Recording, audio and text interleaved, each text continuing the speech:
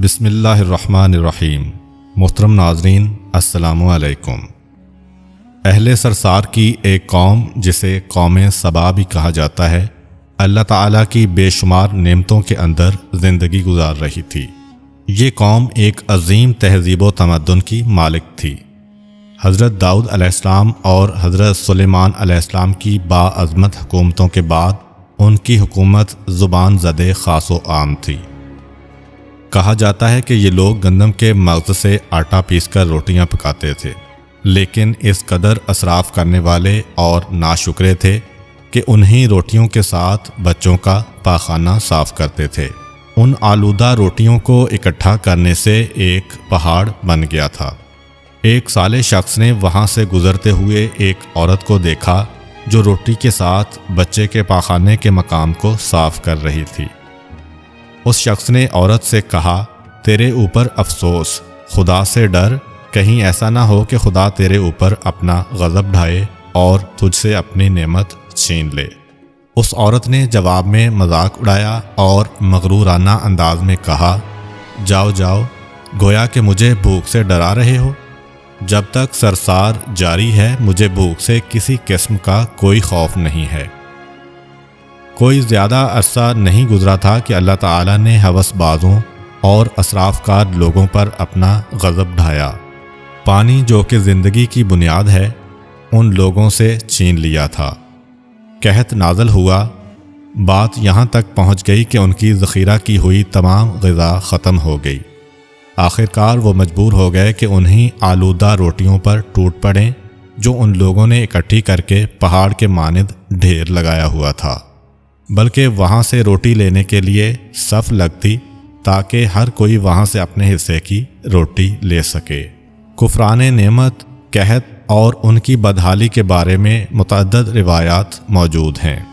سورہ نحل کی آیت نمبر 112 اور 113 میں یوں ارشاد ہوتا ہے، اور اللہ نے اس قریہ کی بھی مثال بیان کی ہے جو محفوظ اور مطمئن تھا، اس کا رزق ہر طرف سے باقاعدہ آ رہا تھا، لیکن اس قریہ کے رہنے والوں نے اللہ کی نعمتوں کا انکار کیا تو خدا نے انہیں بھوک اور پیاس کا مزہ چکھایا، صرف ان کے ان اعمال کی بنا پر کہ جو وہ انجام دے رہے تھے، اور یقیناً ان کے پاس رسول آیا تو انہوں نے اس کی تکذیب کر دی، تو پھر ان تک عذاب آ پہنچا کہ یہ سب ظلم کرنے والے تھے۔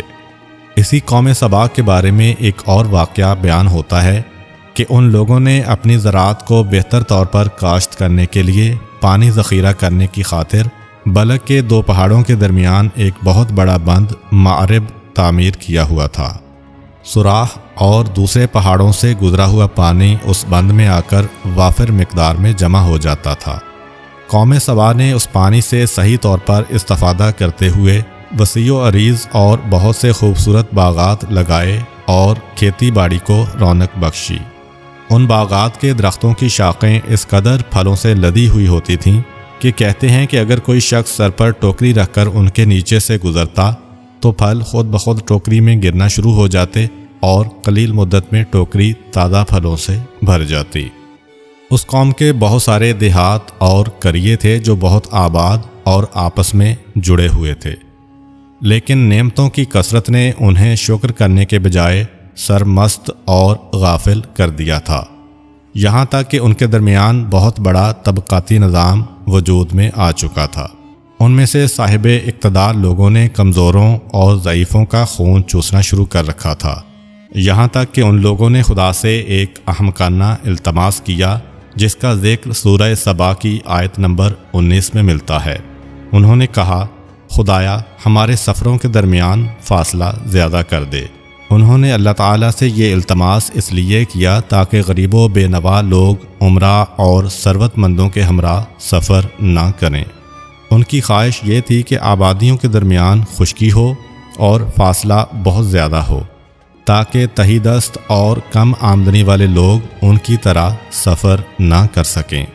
اللہ تعالیٰ نے ان مغرور پیٹ کے پجاریوں پر اپنا غضب نازل کیا۔ بعض تواریخ کے مطابق ان مغرور لوگوں کی آنکھوں سے دور صحرائی چوہوں نے معرب نامی بند کی دیواروں پر حملہ کر کے انہیں اندر سے کھوکھلا کر دیا۔ ادھر سے بارشیں زیادہ ہوئیں جن کی وجہ سے سیلاب آ گیا اور اس بند میں پانی بہت زیادہ اکٹھا ہو گیا۔ اچانک بند کی دیواریں ٹوٹیں، اس سے ایک بہت بڑا سیلاب آیا جس میں تمام دیہات، آبادیاں، مال مویشی، باغات، کھیتیاں، ان کے محل اور گھر پانی میں غرق ہو کر نابود ہو گئے۔ ان کے باغات اور زراعت میں سے صرف کچھ پیلو اور بیری کے درخت اور کچھ جھاڑیاں بچی تھیں۔ خوش الحان پرندے وہاں سے کوچ کر گئے تھے، جبکہ الوؤں اور کووں نے قوم سبا کے کھنڈرات میں اپنے گھونسلے بنا لیے تھے۔ اس بات کا ذکر سورہ سبا کی آیت نمبر 15 اور 16 میں ملتا ہے، اور آخر میں سورہ سبا کی آیت نمبر 17 میں قرآن کریم میں اس واقعہ کا یوں نتیجہ نکالا ہے: یہ ہم نے ان کی ناشکری کی سزا دی ہے اور ہم ناشکروں کے علاوہ کسی کو سزا نہیں دیتے ہیں۔ امید کرتا ہوں کہ آپ کو آج کی ویڈیو اچھی لگی ہوگی۔ اگر آپ کو ہماری ویڈیو اچھی لگی ہے تو ویڈیو کو لائک کریں اور مزید اس طرح کی ویڈیوز دیکھنے کے لیے ہمارا چینل سبسکرائب کر لیں۔ ملتے ہیں نیکسٹ ویڈیو میں، اجازت دیجیے، اللہ حافظ۔